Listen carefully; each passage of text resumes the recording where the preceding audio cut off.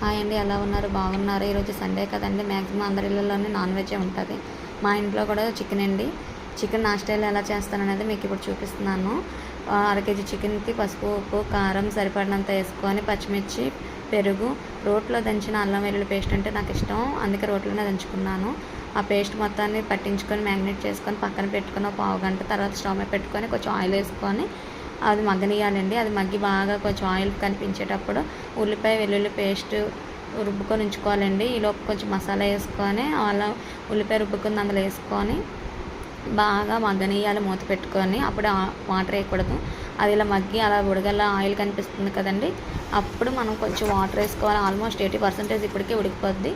ఇంకా 20% ఉడకడానికి కొంచెం వాటర్ వేసుకొని మూత పెట్టుకోవాలి.